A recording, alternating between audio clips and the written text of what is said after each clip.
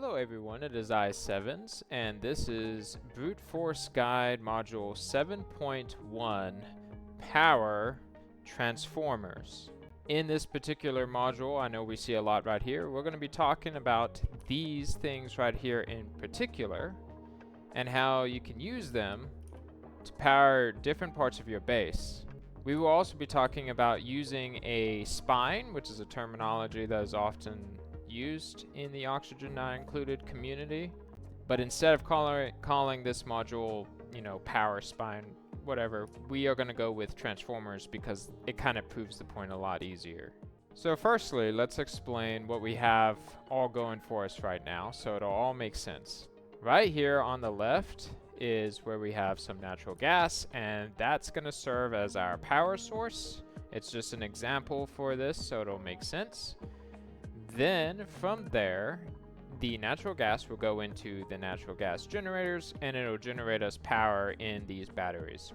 The power line keeps going and it'll hit each of these transformers. And then right here, we're going to use this as an example of our colony and different parts of our colony. For example, the top part could be the kitchen, this could be the research room, this can be recreation. And yes, I know I put this building right here, the Thermo Aqua Tuner, but it'll make sense in a second. We're going to borrow some power right here so that these will run, and then these will start running right here. There it goes. It's producing some polluted water, which is fine. That's what natural gas generators do.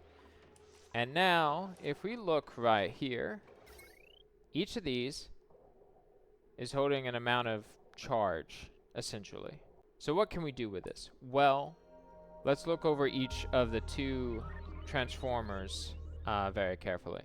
In Oxygen Not Included, there are two transformers. The power transformer, couple of notes, limits the power flowing through the transformer to 1000 watts. Whereas the large power transformers do 4 kilowatts. Now, things take power, and so the reason why the spine method is really smart is instead of having it all tied to one massive thing like this, which can also add some very nasty negative decor to your environment, which can lower the morale of your duplicants, instead you can use smaller wires that take the power and send it off into different areas. I highly recommend doing this. Maybe there's a more sciencey explanation, but separating power to the different buildings is very important. Even if it doesn't look as pretty as this, because I did it in sandbox mode, it is still very important. So what you're going to want to do is you're going to take your main spine, your main wire that generates all the power. You want the batteries to be on that side over here. In this case, the spine is right here, the transformers are on the right, you want the batteries on the left, and the power production on the left, but the whole thing can be switched. You want all of the main wire to go to the top port, the white one. And then we can use, for this example, a small regular wire, because as it says right here, 1000 watts, the wire right here can also have a potential load of 1000 watts, so it works perfectly. You can go like this, and then it can power all of these things. I'm not going to do the math here, but this is about 500, 600, 7, whatever. It's lower than 1000, so it works. And so what's going to happen is all of these buildings, this doesn't require power, but all these buildings use power, and it's being delivered power from the stuff that generates it. It's being stored in the batteries, and it's going through the transformer.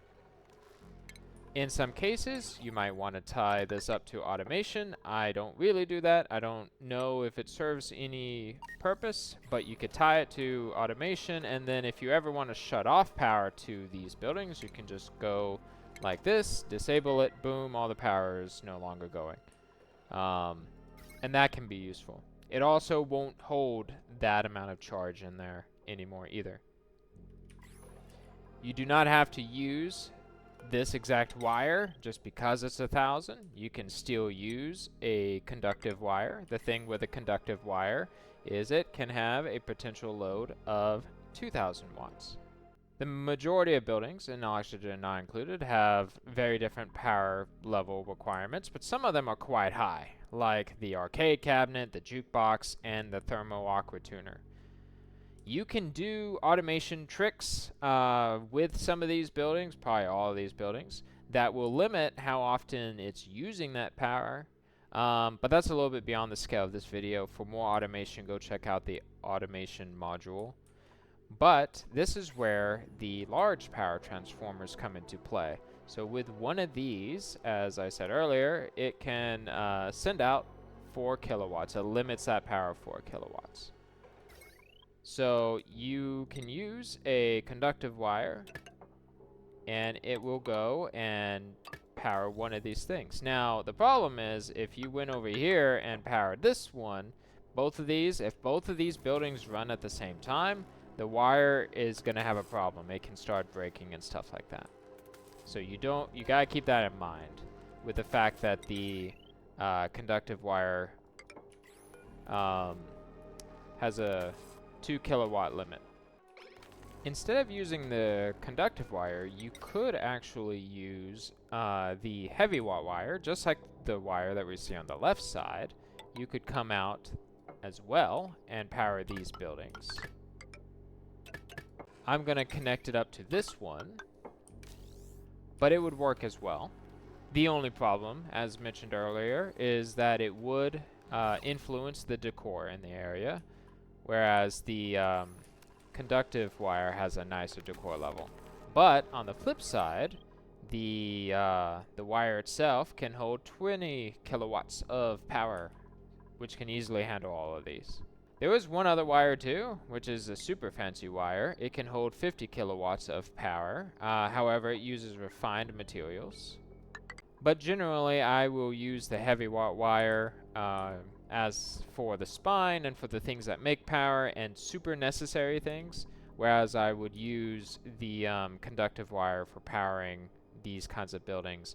And with this one, with these, instead of using the heavy watt wire, maybe I would use several different large power transformers. Maybe one of them will power this arcade cabinet, and another one could, not saying it's efficient, but another one could power this jukebox. Maybe you could get even really clever and have them all connected to one large power transformer, but then set up automation where one of these is active and the other one is not.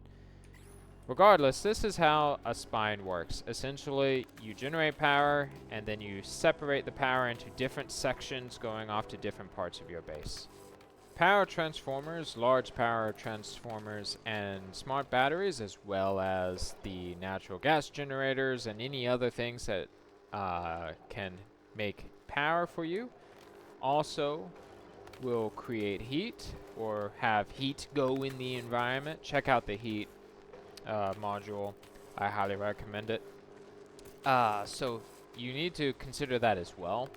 These in my colony constantly run because I want my base to be operational. I don't want my buildings to be deactivated. So because of that, you're going to need to think about how are you going to cool these areas right here. This icon under the temperature overlay shows that it's producing heat. It's also red right here. So you're going to need to figure out a way to cool that down.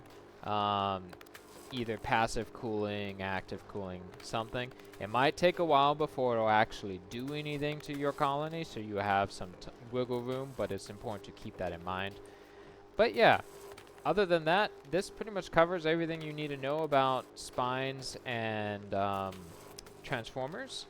It is a very smart tactic to separate your base into different things like this rather than just having it all on one massive wire. It makes things a lot more convenient. With the heavy watt wire, if we used the same one, you would have to use this building block right here, the heavy watt joint plate everywhere in your design. That could be problematic. So yeah, that's why a lot of people will instead use the conductive wire to go off and power different parts of their colony, just like that. But that's Recover It. And that's it. I'm Sevens, and I'll see you guys in the next one.